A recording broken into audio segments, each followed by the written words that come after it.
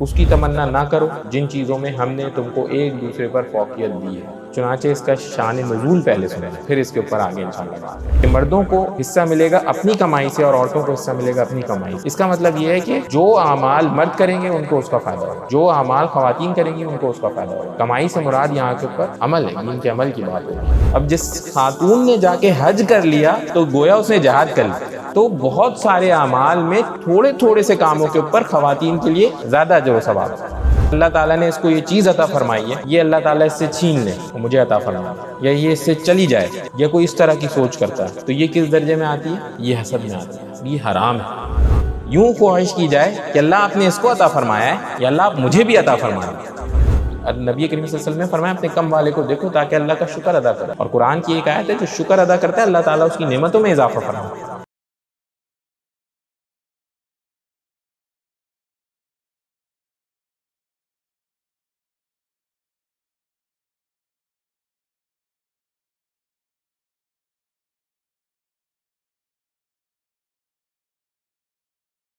السلام علیکم۔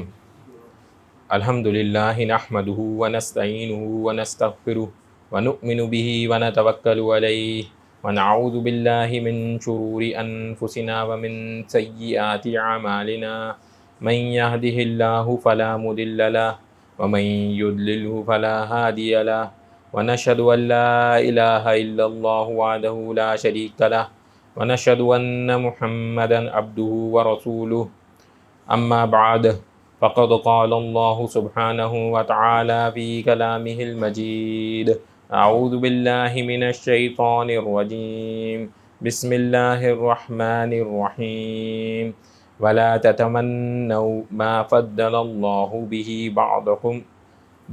بعضکم علی بعض للرجال نصیب مما اکتسبوا وللنساء نصیب مما اکتسبن واسألوا اللہ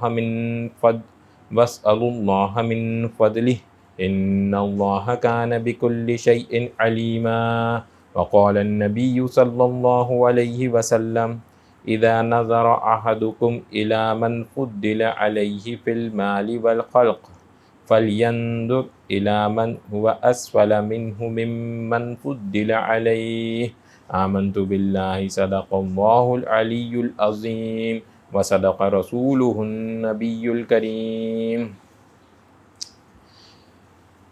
پچھلے بیان میں کیا باتیں ہوئیں ان کو ایک بار دہرا لیتے ہیں۔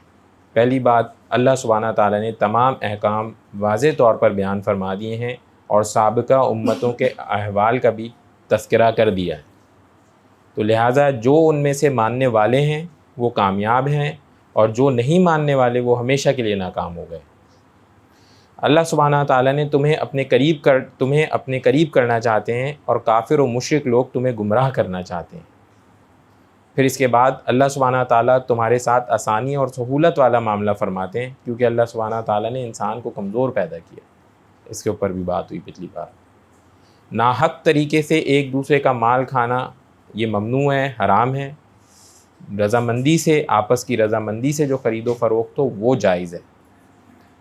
جو کوئی ظلم اور زیادتی کر کے دوسرے کا مال کھائے گا اس کو اللہ سبحانہ تعالیٰ ہمیشہ کے لیے جہنم میں داخل کریں گے، اس پر بات ہوئی۔ جو لوگ کبیرہ گناہوں سے بچتے ہیں ان کے صغیرہ گناہوں کو اللہ سبحانہ تعالیٰ خود معاف فرما دیتے ہیں، اس پہ بات ہوئی۔ آج انشاءاللہ آگے شروع کریں گے۔ آیت نمبر 32، اس کا ترجمہ۔ اس کی تمنا نہ کرو جن چیزوں میں ہم نے تم کو ایک دوسرے پر فوقیت دی ہے۔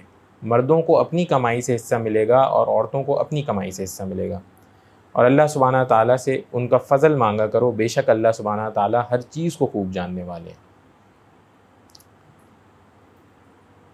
اس کی تمنا نہ کرو جن چیزوں میں ہم نے تم کو ایک دوسرے پر فوقیت دی ہے۔ چنانچہ اس کا شان نزول پہلے سن لیں، پھر اس کے اوپر آگے انشاءاللہ بات کریں گے۔ ام المومنین حضرت ام سلیم رضی اللہ عنہ نے آپ صلی اللہ علیہ وسلم سے فرمایا کہ کاش اگر ہم بھی مرد ہوتے تو جہاد بھی کرتے اور مردوں کی طرح اللہ تعالیٰ کے راستے میں جان قربان کرنے کا ثواب عظیم بھی حاصل کرتے۔ اور ایک عورت نے حضور صلی اللہ علیہ وسلم سے یہ عرض کیا کہ مرد کو میراث میں دگنا حصہ ملتا ہے اور عورت کی شہادت بھی مرد سے نصف ہوتی ہے، تو کیا عبادت اور اعمال میں بھی ہم عورتوں کو مردوں کے مقابلے میں نصف ثواب ملے گا؟ تو دو دیگر سوالات ہوئے. پہلے انہوں نے یہ خواہش کی کہ ہم بھی مرد ہوتے تو ہم بھی جہاد کرتے، تو ہمیں بھی شہید ہونے کا موقع ملتا. تو اس کے اوپر پھر یہ آیتیں نازل ہوئی. اور کیا بتایا گیا اس کو؟ یوں دیکھیں، پہلے کا جواب یہ دیا گیا اس کی تمنا نہ کرو جن چیزوں میں ہم نے تم کو ایک دوسرے پر فوقیت دی ہے. بہرحال اس کا وسیع ترجمہ ہے، پہلے اس بات کو سمجھ لیں گے انشاءاللہ. ایک دوسرے پر جو فوقیت دی ہے اس کا ترجمہ نہ کرو، عورتیں یہ خواہش نہ کریں کہ مرد جیسی ہو. پھر دوسری بات یہ کی کہ مردوں کو حصہ ملے گا اپنی کمائی سے اور عورتوں کو حصہ ملے گا اپنی کمائی سے. اس کا مطلب یہ ہے کہ جو اعمال مرد کریں گے ان کو اس کا فائدہ ہوگا، جو اعمال خواتین کریں گی ان کو اس کا فائدہ ہوگا. کمائی سے مراد یہاں کے اوپر عمل ہے، دین کے عمل کی بات ہو رہی ہے. چنانچہ اللہ تعالیٰ نے ایسے بنایا، اپنی قدرت سے بنایا، اپنی حکمت سے بنایا. اور مردوں کے بارے میں دیگر ابھی ہم آگے اور بھی چیزیں انشاءاللہ پڑھیں گے. تو یہاں کے اوپر جو بات سمجھنے کی ہے، انہوں نے جہاد کی خواہش کا اظہار کیا. تو مردوں کو تو واقعی میدان جنگ میں جانا پڑے گا اور جہاد کرنا پڑے گا. خواتین کے لیے تو بڑا ہی ڈیفرنٹ قسم کا طریقہ کار ہے، بہت ہی آسانی والا معاملہ ہے. چنانچہ صحیح بخاری کی حدیث ہے، اس میں کیا ہے، ام المومنین حضرت عائشہ رضی اللہ عنہ نے بیان کیا کہ میں نے نبی کریم صلی اللہ علیہ وسلم سے جہاد کی اجازت چاہی تو آپ صلی اللہ علیہ وسلم نے فرمایا کہ تمہارا حج ہی جہاد ہے. اب جس خاتون نے جا کے حج کر لیا تو گویا اس نے جہاد کر لی. مرد تو کر ہی نہیں سکتے ایسے، مرد کو اصل میں جہاد میں جانا پڑے گا جہاد کرنے کے لیے. تو بہت سارے اعمال میں تھوڑے تھوڑے سے کاموں کے اوپر خواتین کے لیے زیادہ اجر و ثواب ہے، زیادہ اجر و ثواب ہے، یا زیادہ بڑا درجہ مل جاتا ہے مرد کو، جبکہ زیادہ محنت کرنی پڑتی ہے. چنانچہ ایک اور روایت میں آتا ہے، ابو داؤد کی روایت ہے، عورت جو حالت حمل میں مر جائے اس کو شہید کا درجہ مل جاتا ہے. یہ عام طور پہ دوسروں کے ساتھ یہ کیفیت ہی نہیں، دوبارہ شہید ہونا پڑے گا بھائی. چنانچہ اس آیت سے، اس کے ترجمے سے، جو پہلی آیت کہ ایک دوسرے کو تمنا نہ کرو، اس چیز کی تمنا نہ کرو جس میں اللہ تعالیٰ نے ایک دوسرے کو فوقیت دی ہے، اس کی ضمن میں دو باتیں آتی ہیں. پہلی بات تو یہ کہ اس دنیا پہ اگر نظر دوڑائی جائے تو یہ حقیقت ہے اللہ تعالیٰ نے مختلف حالات بنائے. چنانچہ اگر اس کو یوں دیکھا جائے کہ اگر ایک بندہ یوں دیکھتا ہے کہ اللہ تعالیٰ نے اس کو یہ چیز عطا فرمائی ہے، یہ اللہ تعالیٰ اس سے چھین لے اور مجھے عطا فرما دے، یا یہ اس سے چلی جائے، یہ بھی ایسا ہو جائے جیسا میں ہوں، یا کوئی اس طرح کی سوچ کرتا ہے، تو یہ کس درجے میں آتی ہے؟ یہ حسد میں آتی ہے، اور یہ حرام ہے. کسی کے بارے میں یہ سوچنا اور اس طرح سے خیال لانا دل میں، یہ جائز نہیں ہے کہ اس کی یہ چیز اس سے چھن جائے. یہ حسد ہے. ایک اچھی نیت کے ساتھ بھی یہ کیا جا سکتا ہے. وہ کیا؟ واقعی کسی کو دیکھیں بھائی مال ہے، اچھا نیک پاک صاف طریقے سے کمایا ہوا مال ہے، حرام طریقے کا نہیں ہے، یہ پتہ ہے، جائز طریقے کا ہے، لوٹ مار نہیں کرتا، بدماشیاں نہیں کرتا، یعنی اللہ کی نافرمانیوں میں نہیں لگا ہوا. اب پھر یوں خواہش کی جائے کہ اللہ آپ نے اس کو عطا فرمایا ہے، یا اللہ آپ مجھے بھی عطا فرما دیجیے. اب یہ رشک، یہ پسندیدہ ہے، یہ کرنا چاہیے، یہ کریں، یہ جائز ہے. اور حسد کرنے والا اپنی نیکیوں کو جلا دیتا ہے. چنانچہ اللہ تعالیٰ اس کے ساتھ آخری حصے میں آیت کے بتاتے ہیں اور اللہ سبحانہ تعالیٰ سے ان کا فضل مانگو، بجائے یہ ان سارے چکروں میں پڑنے کے اللہ تعالیٰ کے سامنے ہاتھ اٹھائیں اور اللہ تعالیٰ سے فضل مانگیں، یا اللہ فضل فرما دیجیے، اللہ فضل فرما دیجیے، مجھے عطا فرما دیجیے.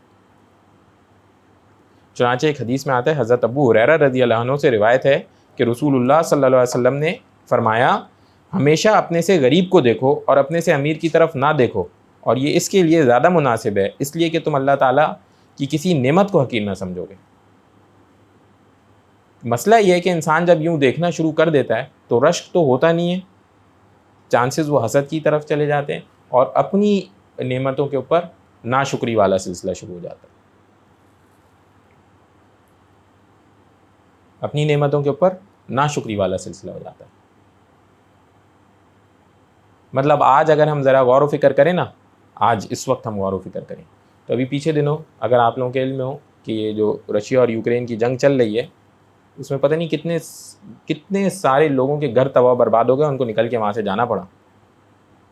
ادھر جو ہمارا برے سے برے حال میں بھی جو بندہ رہ رہا ہے، شاید جھوپڑی میں بھی جو رہ رہا ہے، اس کو اس طرح کی کوئی تکلیف نہیں ہے، وہ محفوظ ہے اپنے گھر میں، اس جھوپڑی میں محفوظ ہے.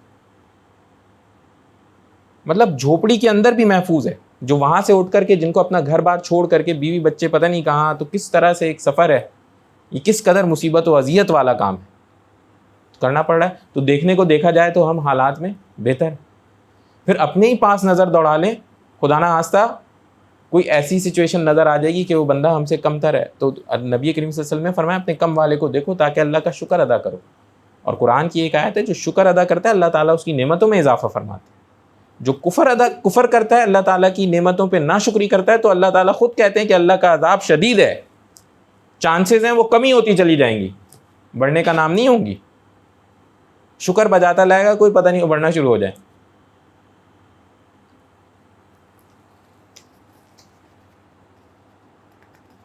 چنانچہ ہمیں اللہ سبحانہ تعالیٰ سے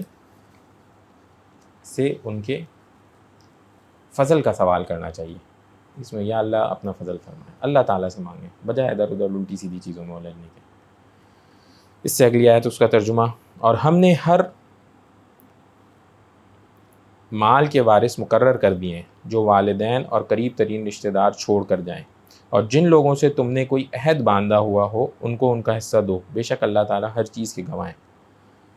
چنانچہ وراثت پہلے سے اس کے اوپر بات ہوئی بھی ہے پچھلی آیتوں میں. تو اللہ تعالیٰ نے مال جو چھوڑ کے جانے والا ہے اس کا پورا سلسلہ بیان کیا ہوا ہے کہ ایسے ہے. کوئی عہد بھی ہوا ہے تو دیگر اس کے بھی پیچھے ہوا ہے کہ اگر کوئی بندہ مسلمان ہوا کرتا تھا تو جس کے ہاتھ پہ مسلمان ہوتا تھا یا جس کے ساتھ اس کا بھائی چارہ قائم کیا جاتا تھا اور اس کے اپنے کہ ابھی رشتہ داروں میں کوئی مسلمان نہیں تھا، تو پھر وارث وہ بندہ ہو جایا کرتا تھا، کیونکہ وراثت بٹتی مسلمانوں میں.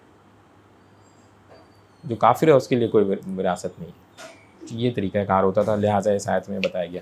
اب اس سے آگے والی آیت اس کا ترجمہ پڑھ لیں. مرد عورتوں کے نگران ہیں کیونکہ اللہ سبحانہ تعالیٰ نے ان میں سے ایک کو دوسرے پر فضیلت دی ہے، اور کیونکہ مردوں نے اپنے مال خرچ کیے ہیں، چنانچہ نیک عورتیں فرما بردار ہوتی ہیں. مرد کی غیر موجودگی میں اللہ سبحانہ تعالیٰ کی دی ہوئی حفاظت سے اس کے حقوق کی حفاظت کرتی ہیں. اور جن عورتوں سے تمہیں سرکشی کا اندیشہ ہو تو پہلے انہیں سمجھاؤ، اگر اس سے کام نہ چلے تو انہیں خواب گاہوں میں تنہا چھوڑ دو، اور اس سے بھی اصلاح نہ ہو تو انہیں مار سکتے ہو. پھر اگر وہ تمہاری بات مان لیں تو ان کے خلاف کارروائی کا کوئی رستہ تلاش نہ کرو، یقین رکھو کہ اللہ سبحانہ تعالیٰ سب سے بڑے ہیں. اب یہ بالکل واضح اور ایک بڑی آیت موجود ہے، اس کا ترجمہ آپ لوگوں کے سامنے پیش کیا. اس کے ٹکڑے ہیں تو میں چاہوں گا کہ اس کے ٹکڑے آپ لوگوں کے سامنے تھوڑے سے پیش کروں. سب سے پہلے بات ہوئی مرد عورتوں کے نگران ہیں. واضح طور پہ اللہ تعالیٰ نے یہاں ہمیں بتا دیا کہ مردوں کو اللہ تعالیٰ نے عورتوں کا نگران بنایا. بھائی نگران بنایا. چنانچہ پیچھے ہم سورہ بقرہ میں بھی پڑھ کے گزرے تھے، وہاں اللہ تعالیٰ نے بتایا مردوں کو عورتوں پر ایک درجہ فوقیت فضیلت دی گئی. ہمارے یہاں سب سے بڑا اس معاشرے میں جو مسئلہ ابھی اس وقت بن چکا ہے، وہ جس کو ہم لوگ یہاں پہ وہ بڑا اس کو وہ بھی کہتے ہیں کہ ڈسکریمنیشن ہے، اور یہ برابری ہونی چاہیے. اور یہاں کے اوپر مسلمان ممالک میں خاص طور کے اوپر جینڈر ڈسکریمنیشن. بھائی بنائے ہی یوں گئے تو ہم دماغی طور پہ اس بات کو سمجھ جائیں کہ مردوں کو اللہ تعالیٰ نے نگران بنایا ہے، مردوں کو اللہ تعالیٰ نے فضیلت دی ہے تو عورتوں کے اوپر حاکمیت دی ہے. اب اس کے بعد سمجھنے کی بات کیا ہے؟ اس کے بعد سمجھنے کی بات دو اہم ہے. ایک تو سب سے پہلی بات، جب کسی کو پتہ چل جائے کہ بھائی اس کا منصب یہ ہے تو اس کو اس کے منصب کا اپنا خیال رکھنا پڑتا ہے. مطلب ایک عام طور کے اوپر اگر ہم یہاں ایک ادارے میں کام کر رہے ہیں، ہم میں سے کسی بندے کو ٹیم لیڈر بنا دیا جاتا ہے، تو اب ٹیم لیڈر کا مطلب کیا ہے کہ اس نے یہ دیکھنا ہے کہ بھائی اس کے نیچے والے سارے کام صحیح کر رہے ہیں یا نہیں. تو یہ اس کمپنی کے حق میں یہ ایک بہتر ٹیم لیڈر ہے، ایک اچھا انسان. قابل قبول ٹیم لیڈر. اگر وہ ایسا نہیں کرتا اور خلل ڈالے رکھتا ہے بلکہ تباہی مچاتا ہے, خود الٹی پلٹی حرکتوں میں لگا ہوا ہے, تو اس کی ٹیم کیا کرے گی؟ اس کی ٹیم کا تو اور ہی گیا برا حال ہوگا. ایسے ہی ہوگا یا نہیں؟ بالکل ایسے ہی اللہ تعالیٰ نے مردوں کو حاکم بنایا, عورتوں کا نگراں بنایا. اب ضروری ہے کہ مرد اس بات کو, اس منصب کو سمجھیں اور اپنے آپ کو نمونہ پیش کریں کہ بھئی یہ اس طرح سے زندگی گزارنی ہے, یہ صحیح طریقہ کار ہے. اللہ سبحانہ تعالیٰ نے یہ احکامات ہمیں دیے ہیں. چنانچہ قرآن میں ایک اور موقع کے اوپر آتا ہے, اپنے آپ کو, اپنے اہل و عیال کو جہنم کی آگ سے بچاؤ, گناہوں سے روکو. 2 کام کرو, جہاں اللہ کا حکم ہے وہاں ان کو پہنچاؤ. نماز کا حکم ہے, نماز پہ ان کو کھڑا کرو. جن جگہوں سے رکنے کا حکم ہے وہاں سے ان کو روکو. یعنی کرنے کے کاموں کا حکم کرو, رکنے کے کاموں سے روکو. اس کے لیے سب سے پہلے ضروری ہے کہ وہ ٹیم لیڈر خود تو اس قابل بنے نا. جب جا کر کے کسی کو بات پیش کرے گا تو وہ بات سننے والا سنے گا تب جب وہ دیکھے گا ہاں اس میں یہ خود یہ کرتا ہے. تو وہ عام کام, جیسے ہم اتنے سارے کام ہم نے تباہ و برباد کیے ہوئے نا اس وقت, تو جس کا نتیجہ ہے کہ مسلمان ایک ذلت والی کیفیت میں گزر رہے ہیں. انا للہ و انا الیہ راجعون. کہاں یہ حکمرانی کیا کرتے تھے, عدل و انصاف قائم کرتے تھے. بڑی مشکل سے ڈھونڈ کے بھوکا ملا کرتا تھا. اور صورتحال گھوم پھر کر کے وہاں آ گئی ہے کہ اب تو وہ بھی IMF بتا رہے کہ بھئی تم غریبوں کا خیال رکھو اور امیروں کے اوپر ٹیکس لگاؤ. انا للہ و انا الیہ. ہمارا حال یہ.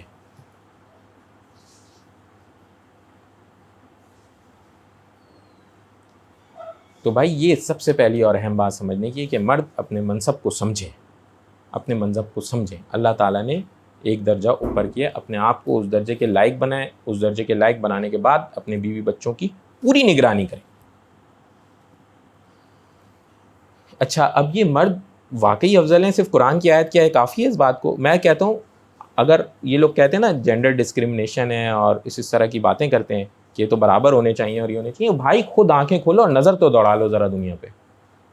اللہ تعالیٰ نے واقعی مردوں کو عورتوں پہ فوقیت دی ہے. یہ تو عملی طور پہ نظر آتا ہے, آنکھوں سے نظر آتا ہے.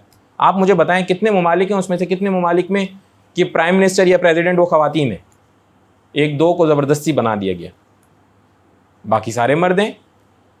اچھا, فوجی اہلکار کتنے ہیں دنیا میں, اس میں کتنی فیصد خواتین ہیں؟ تو کیوں بھائی اتنے سارے مرد کیوں ساری جہاد کرنے کے لیے کھڑے ہوتے ہیں؟ جہاں بھی جس بھی ملک میں جاؤ, سارے ملک, میں تو یہ کہہ ہی نہیں رہا مسلمان, کہہ رہا ہوں چاہے مشرک ہوں چاہے کافر, جو ساری مرد ہیں. نظر تو دوڑائیں نا, نظر تو دوڑائیں. کس کاموں میں؟ اللہ تعالیٰ نے مخصوص کاموں میں ہی ان کو آگے رکھا. ہاں مگر ایک بات ہے, یہ ضرور دماغ میں رکھیے گا, ایسا نہیں ہے کہ پھر تمام کی تمام عورتیں تمام کے تمام مردوں سے بھی کم ہیں, ایسا نہیں. اللہ تعالیٰ نے اس بات, یہ بھی بڑی سمجھنے کی بات یہ ہے, جیسے حضرت عائشہ رضی اللہ عنہا کے مقابلے میں ہم جیسے 1,00,000 مرد بھی نہیں ہیں, ان کے علم کے مقابلے میں 1,00,000 سے بھی کئی زیادہ نہیں ہے ان کے علم کے مقابلے میں. اللہ تعالیٰ نے ان کو نبی کریم صلی اللہ علیہ وسلم کے ساتھ رکھا. ہاں لیکن جب ان کی بات ہوگی تو ساتھ بات ہوگی نبی کریم صلی اللہ علیہ وسلم کی, تو پتہ چل جائے گا افضل کون ہے, اوپر والا کون. بات آ رہی ہے سمجھ میں؟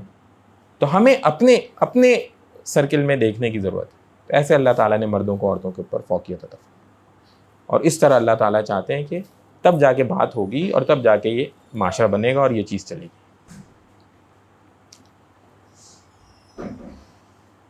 پھر اللہ تعالیٰ نے اس آیت میں نیک بیوی کے بارے میں بتایا. نیک بیوی کے بارے میں کیا بتایا؟ چنانچہ نیک عورتیں فرما بردار ہوتی ہیں, مرد کی غیر موجودگی میں اللہ سبحانہ تعالیٰ کی دوئی حفاظت سے اس کے حقوق کی حفاظت کرتی ہیں. اور جن عورتوں سے تمہیں سرکشی کا اندیشہ ہو تو پہلے انہیں سمجھاؤ. اب دوسری بات یہ ہے میرے بھائیوں, جتنے والد حضرات موجود ہیں یا بھائی حضرات موجود ہیں, وہ یہ یاد رکھیں کہ انہوں نے اپنی بیٹیوں کی, اپنی بہنوں کی ایسی تربیت کرنی ہے جیسے اللہ تعالیٰ چاہتے ہیں. یہ بھی ہمارے معاشرے میں اتنا بڑا بگاڑ ہے کہ اس کے بارے میں بات نہیں کی جا سکتی. یعنی بہو ہوگی تو اس سے امیدیں کچھ اور ہوں گی, اور بیٹی ہوگی تو اس سے امیدیں کچھ اور ہوں. یہ پتہ نہیں کون سا معاشرہ جنم دے دیا گیا ہے. سکھانا وہی چاہیے تھا, یعنی کہ اگر بیٹی ہوتی تو اس کو بھی یہ سکھانا چاہیے تھا کہ تمہارا شوہر تم سے اتنا سا بھی ناراض نہ ہو.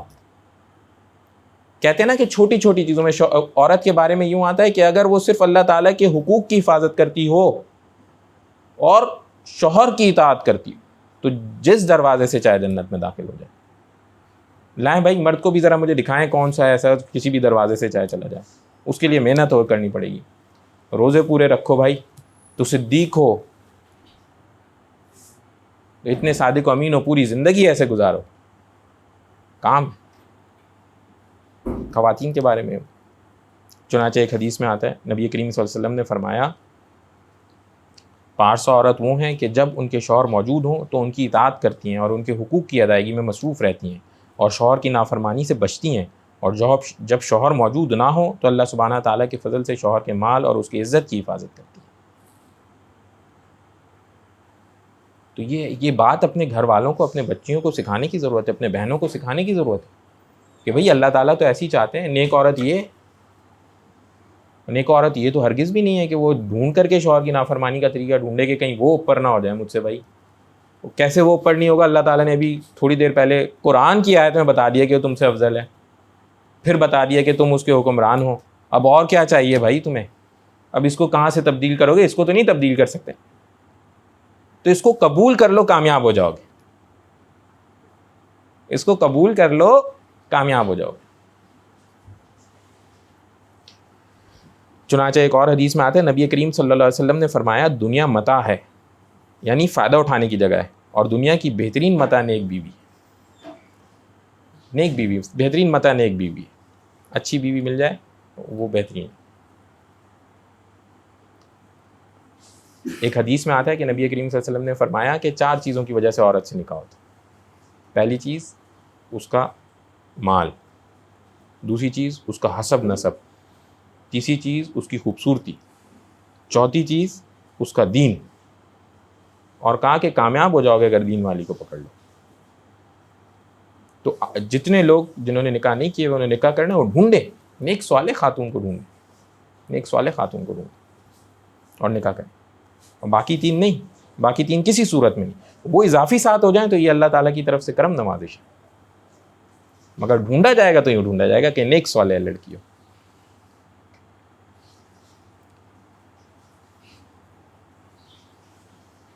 پھر اس کے بعد اللہ تعالیٰ نے نافرمان بیوی کا حل اور طریقہ کار اس آیت میں بتایا. وہ کیا بتایا دوبارہ سے دیکھ لیں.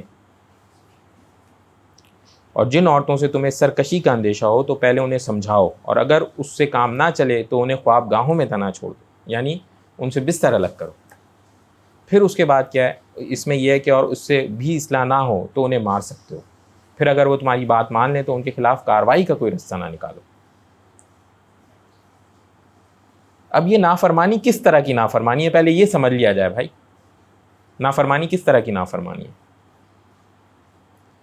نافرمانی یہ نہیں ہے کہ تم نے جو ہے آج جھاڑو ٹھیک نہیں لگائی, انا للہ و انا الیہ راجعون, کھانے میں نمک جو ہے وہ ایسا ہو گیا. یہ نافرمانی نہیں ہے میرے بھائی, اس کو نہ اب نافرمانی گنے. یہ چھوٹی موٹی غلطیاں کوتاہیاں ہیں. نافرمانی واضح ایسا حکم جو اللہ کا حکم ہے اور اس کے اوپر کوتاہی ہوتی ہے. اللہ کا حکم اس کے اوپر کوتاہی ہوتی ہے. جو بہت ہی زیادہ متقی پرہیزگار خاتون ہے وہ تو سارے کی ساری چیزوں کو جمع کر لے گی کہ شوہر کا حکم ہے بجا لاؤں گی. نماز پڑھنے کا حکم ہے نماز نہیں پڑھتی, اور دیگر فرائض ہیں وہ فرائض واجبات ادا نہیں کرتی, اس چیز کو گنا جائے گا. یہ ایسی چھوٹی موٹی چیزوں کو گننے کی بات نہیں. اور اس میں کیا سمجھایا گیا, عورتوں کی طرف سے اگر نافرمانی ہے تو نرمی سے, پہلا اسٹیپ ہے نرمی سے سمجھائیں, بات چیت کریں, بھئی یہ نہ کرو, یہ اچھا کام نہیں ہے, چھوڑ دو, یہ غلط بات. کہیں کہ جی پردے کا اہتمام کرو, نہ بات چیت نہیں کرتی نہیں ہے تو بات چیت چھوڑ. دوسرا کام کیا ہے کہ ان سے بستر الگ کرو کہ شاید وہ مان جائے. اب یہ شدید تکلیف دہ عمل ہوتا ہے خاتون کے لیے کہ بھئی یہ شوہر نے بستر الگ کر لیا. لیکن آج کل کی تربیت انا للہ و انا الیہ راجعون ایسی ہے, جن کی بیٹیاں ہیں تو وہ بیٹیوں کی تربیت یہ عجیب و غریب کی ہوئی. ان کو سکھایا نہیں گیا بھائی یہ تمہاری جنت ہے, تم کیا کرتی ہو, اس دنیا میں کامیاب ہو جاؤ گی اور خوب امیر ہو جاؤ اور خدا نخواستہ آخر میں دوزخ میں پہنچ جاؤ تو یہ کیا کامیابی ہوگی. مسلمان کے لیے, مومن کے لیے تو اصل مقصد, اصل موقع جنت پہنچنا ہے. اب تیسرا اگر وہ اس کے باوجود بھی نہیں مانتی تو اس کے بعد مارنے کا حکم ہے. اس مارنے کے حکم کو بھی سمجھ لیں. بھائی یہ ایسا نہیں ہے جو انا للہ و انا الیہ راجعون یہ ہمارے معاشرے میں آ چکا ہے کہ وہ جی تھپڑ مارنا شروع ہو گیا تو پتہ نہیں کیا ڈنڈے اور مکے اور لاتیں. ہاتھ سے مارنے کی اجازت ہے, یا ڈنڈی ایسی جس کا سائز مسواک جتنا ہو, اور چہرے کے اوپر نہیں مارا جا سکتا, جسم کے باقی حصے پہ, اور ایسے مارا جائے گا کہ نشان نہیں پڑ سکتے. اب یہ کیا مارنا ہے مجھے تو بتائیں, یہ کیا مارنا ہے بھائی؟ یہ تو بس مارنے کا دکھانا ہے. قانون ایسے بنے ہوئے ہیں ہمارے ملک میں کیونکہ ہم نظام صحیح نہیں, ایک نظام صحیح نہیں ہوتا, نظام صحیح نہیں ہو تو پھر اس کے سارے مسئلے مسائل ایسے ہو جاتے ہیں اس کی وجہ سے. یعنی شادی اگر کسی بندے نے دوسری کرنی ہے اس کے لیے ضروری ہے پہلی بیوی کی اجازت ہو, تو حالانکہ یہ کوئی دین اسلام کی ریکوائرمنٹ نہیں ہے. یہ ایسا کیوں قانون بنایا؟ یہ اس لیے ایسا قانون بنایا کیونکہ وہ پہلی والی کا خیال نہیں رکھتے تھے اور دوسری سے شادی کر لیتے تھے, تو انہوں نے کہا نہیں اب پہلے سے اجازت لے کر کے آؤ. اب بجائے یہ کہ اس کی تربیت کرتے کہ تم نے کیسے پہلی والی کا بھی خیال رکھنا ہے, انہوں نے قانون ہی ایسا بنا دیا کہ چلو اچھا ہے. اور بھی ایسے دیگر ہیں. اسی طرح سے یہ مارنے والا قانون بھی, بجائے کہ کوئی بندہ ایسے غلط کام کرتا اس میں قصاص ہوتا. قصاص کا مطلب کیا ہے کہ اگر اس نے ایک تھپڑ مارا تھا, تھپڑ کا نشان لگا تھا, دوسرے کو اتنی اجازت ملتی اتنا ہی تھپڑ مارو, اتنے ہی نقصان لگاؤ کہ معاف کرو تمہارے پاس موقع ہے. تو نہیں, اس کی جگہ بھی چیز تو اب کیا ہے, یہ بھی چیز ہاتھ سے چھوٹی ہے. بہرحال نبی کریم صلی اللہ علیہ وسلم کی ایک حدیث ہے, وہ کہتے ہیں کہ میں تمہیں عورتوں کے بارے میں بھلائی کی وصیت کرتا ہوں کیونکہ وہ پسلی سے پیدا کی گئی ہیں, اور پسلی میں بھی سب سے زیادہ ٹیڑھی اس کی اوپر کا حصہ ہوتا ہے, اس سے پیدا کی گئی ہیں. اگر تم اسے سیدھا کرنا چاہو گے تو اسے توڑ ڈالو گے, اور اگر اسے چھوڑ دو گے تو وہ ٹیڑھی ہی باقی رہ جائے گی. اس لیے میں تمہیں عورتوں کے بارے میں اچھے سلوک کرنے کی وصیت کرتا ہوں. چنانچہ ایک اور حدیث میں فرماتے ہیں کہ اچھے مرد مارنے کی سزا عورتوں کو نہ دیں. اب نبی کریم صلی اللہ علیہ وسلم خود کہہ رہے ہیں ایسا نہ کرو, بچو اس چیز, بچو اس چیز. ہمارے یہاں تو بات ہوتی ہے خواتین کے حقوق کی بات ہوتی ہے. پیچھے دنوں ایک صاحب ملاقات ہوئی, ان سے انہوں نے کہا بھائی آج کل زمانہ چینج ہو گیا ہے, الٹی بات کرنی چاہیے, مردوں کے حقوق کی بات کرنی چاہیے. انا للہ و انا. اور کافی حد تک مجھے ان کی بات جو ہے وہ اس نے اثر انداز بھی کی. اس کی ایک سب سے بڑی وجہ, سب سے زیادہ کمزوری کس کی ہے؟ کس کی ہے؟ کس کی ہے بھائی؟ اتنا چپ ہو گئے, گمسم ہو گئے ہیں, تو بالکل ہی اتنا زیادہ مسئلہ ہے, کیا کہیں جی معاشرے میں. سب سے زیادہ بڑی کمزوری مردوں کی. بنے نا حاکم صحیح سے بھائی, بنے نا, اپنے سارے جو احکامات ہیں پورے بجا کے لائیں نا. اس کا اصل اندازہ میں آپ کو صرف اتنی سی بات سے کر دوں گا کہ آپ بس کھڑے ہو جائیں اور دیکھیں فجر کی جماعت کے لیے کتنا پہنچ گئے. ہم سے اٹھ کے وہاں تو جایا نہیں جاتا کہ ہم ایک انسان کو سنبھالیں گے. تو اللہ تعالیٰ کی قوتیں تو ایسے تو نہیں مل جایا کرتی نا بھائی. یہ عام انسان نہیں ہوتا ہے, مومن عام انسان نہیں ہوتا ہے, بات دماغ میں رکھیے گا. تو اللہ تعالیٰ نے خصوصی توانائیاں دی ہوئی ہوتی ہیں, دیکھتا بھی اللہ کی نظر سے, تو وہ بصیرت بھی عطا. کہتے ہیں کہ مومن کی فراست سے بچو, آنکھوں سے پہچان جائے گا کہ کیا ماجرا ہے. اس کے لیے لیکن محنت کی ضرورت ہے, اپنے آپ کو درست کرنے کی ضرورت ہے سب سے پہلے. پھر اس کے بعد کیا کہتے ہیں, ایک اور حدیث پہلے آپ کے سامنے پیش کر دیتا ہوں. نبی کریم صلی اللہ علیہ وسلم نے فرمایا تم میں بہترین آدمی وہ ہے جو اہل و عیال کے حق میں بہتر ہے, اور میں اپنے اہل و عیال میں تم سب سے زیادہ بہتر ہوں. یعنی بہرحال پسندیدہ یہ ہے کہ وہ آپس میں سب سے بہترین ہو. چنانچہ ایک اور حدیث میں آتا ہے کہ خواتین کے بارے میں کہتے ہیں نبی کریم صلی اللہ علیہ وسلم, جو عورت اس حال میں مرے کہ اس کا شوہر اس سے راضی ہو تو وہ جنت میں داخل ہوگی. یعنی یہ انہوں نے دو ڈائریکشنز دے دی دونوں کو. مردوں کو کیا ڈائریکشن دی کہ سب سے بہتر وہ ہے جو اپنے اہل و عیال کے حق میں بہتر ہے, سب سے بہتر وہ ہے.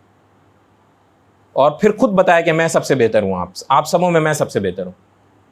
عورتوں کو ڈائریکشن کیا دے دی کہ وہ اس حالت میں مر گئیں کہ شوہر راضی ہے تو سیدھا جنت کے اندر جائیں گی. تو دونوں کی ڈائریکشن موجود ہے. ان کو کہا کہ تم اپنے اہل و عیال سے اچھا ہو, ان کو کہا کہ اس کو راضی رکھو, دونوں جنت. یہ معاشرے کی تشکیل, یہ اس طرح سے لے کے چیز چلنی. بہرحال ان دونوں کو, یہ دونوں جڑے کیسے ہیں آپس میں؟ یہ دونوں آپس میں جڑے ہیں قبول ہے کہہ کر کے. یہ قبول کس کو ضامن رکھا؟ اللہ سبحانہ تعالیٰ کو ضامن رکھا. تو اللہ تعالیٰ نے حلال کیا ان دو کا رشتہ. تو اگر جس اللہ تعالیٰ نے یہ رشتہ حلال کیا, جن اللہ تعالیٰ نے, ان کے احکامات چھوٹتے ہیں اگر, تو پھر یہ کوئی رشتہ نہیں ہے میرے بھائی. پھر تو بس رشتہ تو ہے, بہرحال رشتہ کہاں سے ختم ہوگا, لیکن یہ اس کا یہ فائدہ نہیں اٹھایا جا رہا. اللہ تعالیٰ کے احکامات بجا کے لائیں۔ چنانچہ اس کے بعد، اور اگر تمہیں میاں بیوی کے درمیان پھوٹ پڑنے کا اندیشہ ہو تو ان کے درمیان فیصلہ کرانے کے لیے ایک منصف مرد کے خاندان میں سے اور ایک منصف عورت کے خاندان میں سے بھیج دیں۔ اگر وہ دونوں اصلاح کرنا چاہیں تو اللہ سبحانہ تعالیٰ ان دونوں کے درمیان اتفاق پیدا فرما دیں گے۔ بے شک اللہ سبحانہ تعالیٰ جاننے والے، خبر رکھنے والے۔ سبحان اللہ۔ اب دیکھیں اس کے بعد طریقہ کار، ایک ایک چیز کا طریقہ کار ہے۔ مسئلہ یہ ہے کہ ہمیں اتنی ساری کتابیں دوسری تیسری تو پڑھا دی گئی ہیں، جو کام کی چیزیں وہ نہیں پڑھائی گئی ہیں۔ شادی ہر کسی نے کرنی ہے، وہ ضروری نہیں ہے کمپیوٹر ہر کسی نے چلانا ہے، ضروری نہیں ہے مطالعہ پاکستان کو ہر کسی نے فلانا کام کرنا ہے۔ تو اب اس کے بعد اب بھی اگر مسئلہ حل نہیں ہوتا تو طریقہ کار کیا بتایا کہ مرد کے خاندان سے ایک بندہ آئے گا، عورت کے خاندان سے ایک بندہ آئے گا، اور اب دونوں آپس میں بات چیت کریں گے کہ اور ان کا مسئلہ حل کریں گے۔ اور اللہ تعالیٰ نے اتنی خوبصورت بات اس کے ساتھ بتائی، وہ یہ کہ اگر یہ مرد اور عورت یہ دونوں ان کے دل اگر صاف ہیں اور یہ آپس میں اتفاق کرنا چاہتے ہیں تو اللہ تعالیٰ ان ساروں کے باوجود ان کے دل میں محبتیں ڈال دیں گے اور اتفاق کرا دیں گے۔ اور یہ کوئی مشکل نہیں ہے اللہ تعالیٰ کے لیے، دل یوں پھیرتے ہیں، کوئی مشکل نہیں ہے۔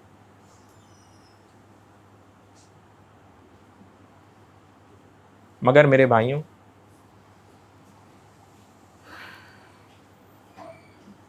اس میں بہت ضروری ایک سمجھنے کی بھی بات ہے۔ وہ کیا؟ پہلی بات تو میں نے حدیث بیان کی نا آپ کے سامنے، کیسی عورت ڈھونڈی جائے؟ جو نیک صالح ہو، دیندار ہو۔ اس موقع کے اوپر پہنچ کے میں کہوں گا خاندان کیسا ڈھونڈا جائے؟ خاندان کیسا ڈھونڈا جائے؟ جو نیک صالح ہو بھائی، تبھی تو اس کے گھر والے آئیں گے اور آ کے بتائیں گے، تو یہ باتیں بتائیں گے، نہ کہ وہ اس کو الٹا بتائیں گے۔ اور جب خاندان دیکھا جائے اور ویسا دیکھا جائے تو پوری کوشش کرنی چاہیے کہ اپنا خاندان کیسا بنایا جائے؟ نیک و صالح بنایا جائے۔ اپنا خاندان کیسا بنایا جائے؟ نیک و صالح بنایا جائے۔ تو پہلا کام کرنے کا اپنا خاندان نیک و صالح بنائے، پھر جب رشتے دیکھنے جائیں تو نیک و صالح خاندانوں میں رشتے دیکھیں، جو اللہ کی باتوں کو مانتے ہوں، اللہ کی باتوں کے اوپر عمل کرتے ہوں، پھر بات بنے گی، پھر بات مکمل ہوگی انشاءاللہ، پھر وہ اسلامی معاشرہ تشکیل دیا جائے گا، اور پھر وہ جو ان کو اللہ تعالیٰ نے نعمتیں اور برکتیں عطا فرمائی ہیں وہ اس کے بعد اس کا نزول ہو، پھر دیکھی جائیں گے۔ چنانچہ یہاں تک طلاق کا کوئی تذکرہ نہیں ہے، یہاں تک خلا کا کوئی تذکرہ نہیں ہے، تو لہٰذا طلاق اور خلا کی بھی جو شرح اتنی زیادہ بڑھ رہی ہے، اس کو بھی دماغ میں رکھا جائے۔ یہ تو کوئی بہت ہی آخری رستہ ہے، پہلے یہ سارے رستے ہیں جن کو فالو کرنے کی ضرورت ہے، پھر آخری بات جا کر کے خدا ناخواستہ اس طرف اگر چیز جاتی تو جائے گی۔